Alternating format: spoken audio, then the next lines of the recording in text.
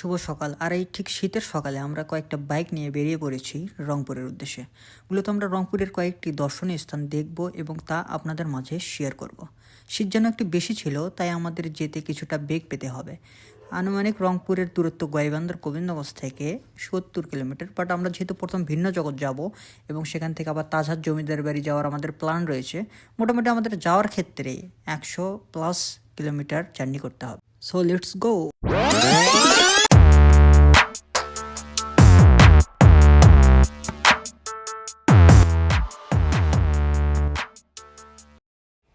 অবশেষে প্রায় ১.৫ ঘন্টার বাইক জার্নির পর আমরা পৌঁছে গেলাম ভিন্ন জগতে। আর এটা হলো সেই ভিন্ন জগতের গেট। গেট দিয়ে প্রবেশ করতেই ডান পাশে চোখে পড়বে সুন্দর একটা মসজিদ এবং সামনে পুকুর। আর পুকুরকে কেন্দ্র করে রয়েছে অসংখ্য ফুলের বাগান।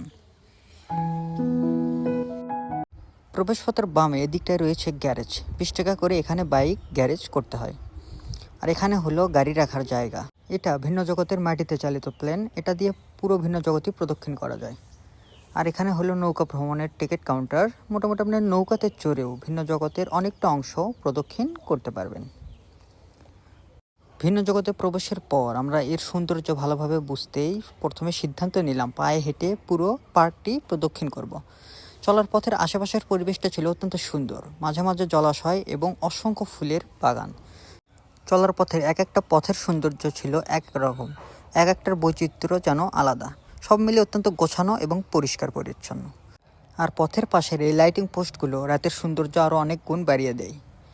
আর এই জায়গাটি আমার কাছে সবচেয়ে বেশি ভালো লেগেছে। অতীতে আমি কোনো দিন এরকম সুন্দর বটগাছের সারি দেখিনি।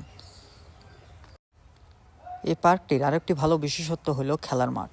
আগত দর্শনার্থীদের জন্য এখানে খেলারও ব্যবস্থা রয়েছে।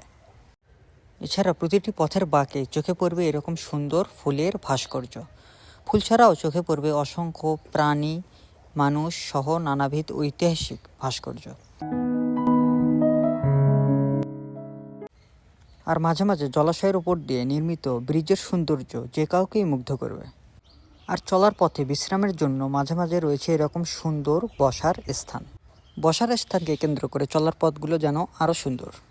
এছাড়াও রয়েছে এখানে অনেক স্পেশাল জোন, যেখানে টাকা দিয়ে আলাদা করে টিকিট কেটে প্রবেশ করতে হয়, যেমন ওয়াটার পার্ক।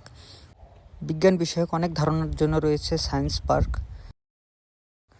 এছাড়াও রয়েছে জন্মদিন, বিয়ে, পার্টি এবং নানা প্রকার ইভেন্ট আয়োজনের জন্য এই ড্রিম প্যালেস, যার ভিতরটা অত্যন্ত বিলাসীভাবে সাজানো। আর এবার আমরা প্রবেশ করেছি সকলের আগ্রহের জায়গা এই রাইড জোনে, যেখানে রয়েছে অসংখ্য বিভিন্ন প্রকার রাইড। আর এখানে এক একটি রাইডের মূল্য এক এক রকম।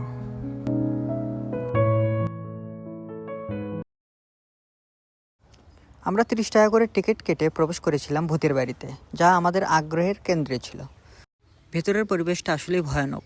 শো শুরু হওয়ার পর এখানে ভিডিও করার অনুমতি নেই, তাই আমরা আর ভিডিও করতে পারিনি।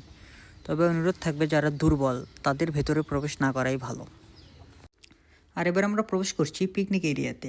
এই এরিয়াটিতে প্রবেশ করতেই চোখে পড়বে দুপাশে অসংখ্য ছোট ছোট খাবারের দোকান। ওপাশটার তুলনায় এপাশে গাছপালার সংখ্যা অনেক বেশি।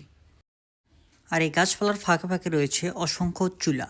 যারা এখানে পিকনিক করতে আসে তারা এখানে নিজস্ব ব্যবস্থাপনায় খুব সহজেই রান্না করতে পারে।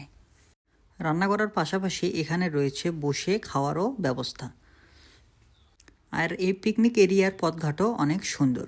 চারিদিকে রয়েছে অসংখ্য বাগান এবং একটা নিরিবিলি পরিবেশ। মাঝে মাঝে চোখে পড়বে ঐতিহাসিক কিছু এরকম ভাস্কর্য। কোথাও বা গাছে রয়েছে অসংখ্য অঙ্কন চিত্র বা অনেক প্রকার ফুল। তাছাড়া এই এরিয়াটিতে রয়েছে অসংখ্য রেস্টুরেন্ট, আর আমরা সেখানেই দুপুরের খাবার সেরে নিলাম।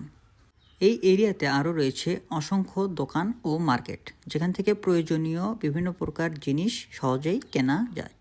পরিশেষে বলা যায় একদিন ভ্রমণের জন্য একটা আদর্শ জায়গা ভিন্ন জগৎ। অবশেষে আমরা বিকেলবেলা বেরিয়ে পড়লাম ভিন্ন জগৎ থেকে তাজহাটের উদ্দেশ্যে, যা পরের পর্বে তুলে ধরার চেষ্টা করব।